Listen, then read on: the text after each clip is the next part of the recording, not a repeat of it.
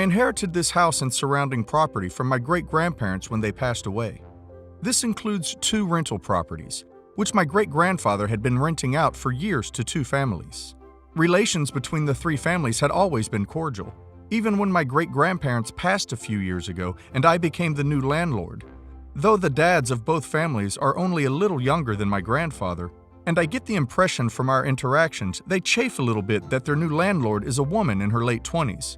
But I figured everything was fine because I've never raised the rent beyond what my great-grandfather set it at, and I always have professionals over to deal with any issues on the homes within 24 hours of receiving a call from them. About 3 years ago, a local kid was messing around with my magnolia trees and broke his leg.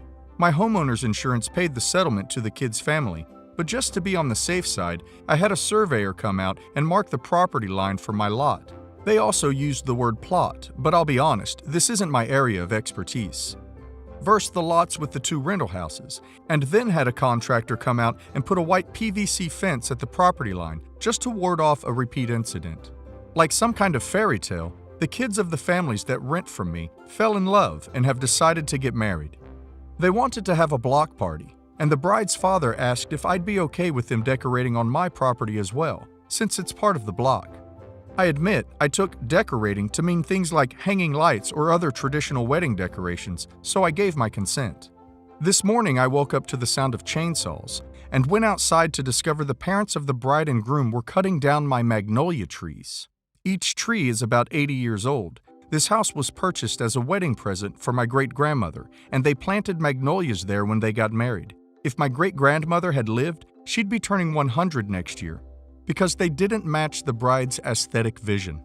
I told them to stop immediately. I didn't give them permission for that, and I was going to call the police.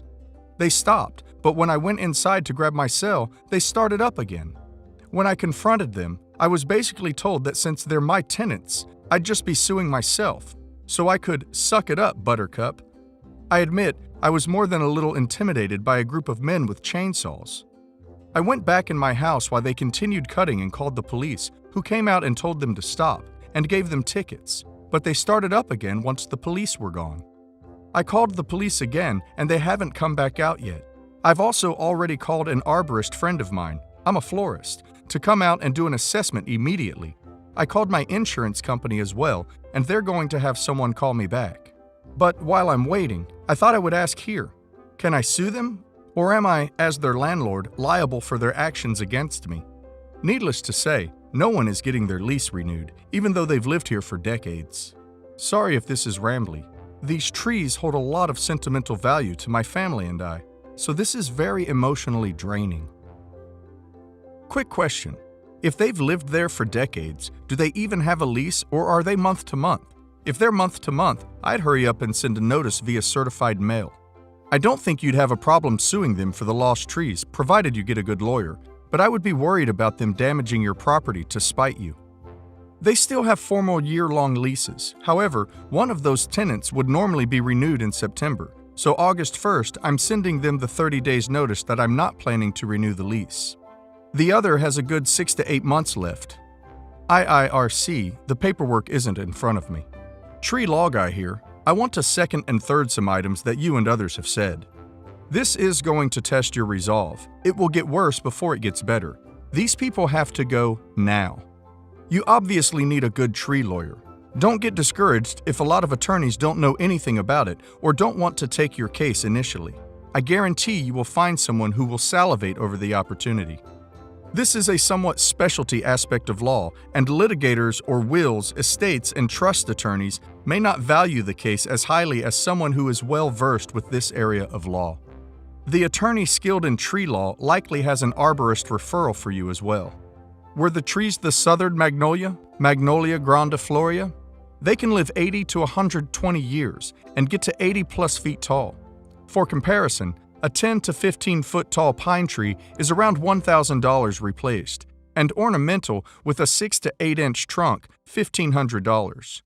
These are about as big as they can deliver. The values go sky high from there, especially for certain circumstances. Your trees could easily be worth $35,000 each if they are mature, shade-providing, sentimental, etc.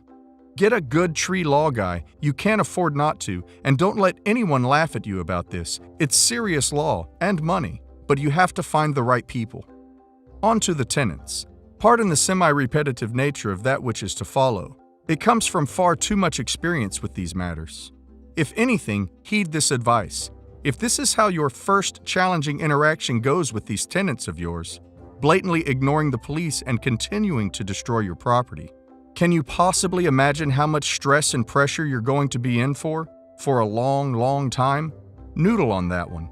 These people need to go. I can't tell you how many countless clients decide to not be the bad guy or try to smooth things over or whatever they decide to allow these relationships to continue when they should have cut bait long ago. Billable hours, I suppose. You need to remove these people immediately.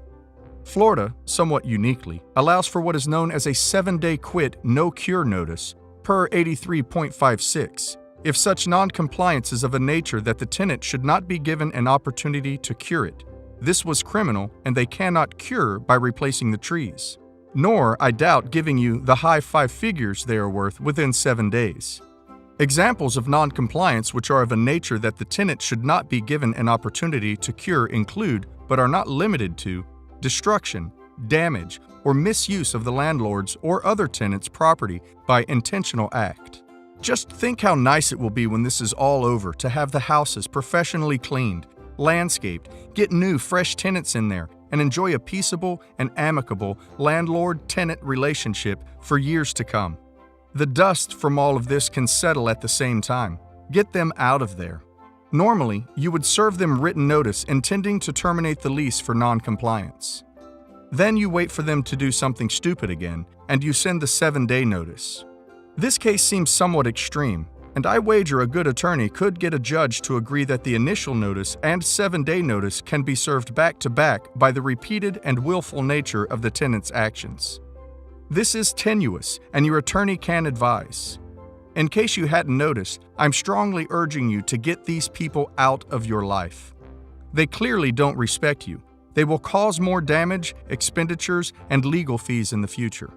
Your life will be happier for the short pain endured. Good luck.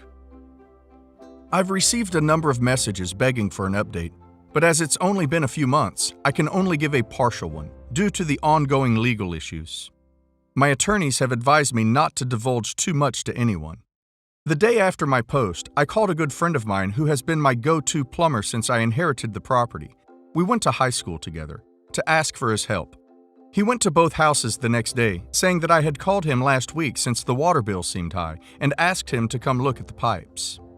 He went through the houses, surreptitiously taking pictures, while inspecting the bathrooms, kitchens, water boilers, etc. for leaks. Apparently, while he was there, they made a bunch of comments about me and such about how I need to learn my place. After he'd inspected both houses, he came over to mine and gave me all the photos. I conferred with an attorney regarding evicting them, and 4 days later, both families were served with 7-day eviction notices. As expected, they blew up and started throwing rocks at my house, slinging more epithets in my direction. The bride made a very angry post on Facebook, followed up by standing up in church, small town, most of us go to the same church, during prayers and concerns to beg for prayers for her family because our landlord is evicting all of us because she's jealous that I'm getting married. The pastor, feigning innocence, said, "I thought she was evicting you all because your father and groom's father cut down my great-grandmother's prize magnolias. Hardest game of you laugh, you lose I've ever played. Still proud I survived." According to the arborists, yes, plural, though my friend came out and did an assessment, my attorney for the suit over the trees advised selecting someone who isn't so close to me for the paperwork we'll submit to the court. Based on the number of trees cut down and the number of trees damaged beyond repair and how old, well-tended those trees were, the value of the trees alone is more than I could sell all 3 houses for in the current housing market around here. Then the attorney started talking about how the damages are multiplied, and let's just say I would be quite happy with half that number. But I know when to zip my lips, so I'll let my attorney handle the negotiating. They did, in fact, destroy the houses as best they could. I have enough savings, inheritance left that I can live without the rents for a while. So I'm using it as an excuse to have both houses renovated since they haven't had major renovations since well before I was born.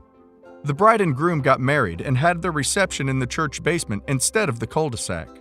They had to cancel the honeymoon to spend the money on legal fees. Am I a bad person for being amused? Hurricane Michael just gave me some wild thunderstorms, thankfully passed over us with the worst of it.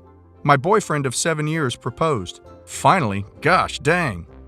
Other than that, you'll have to wait until the eternally slow court systems process through.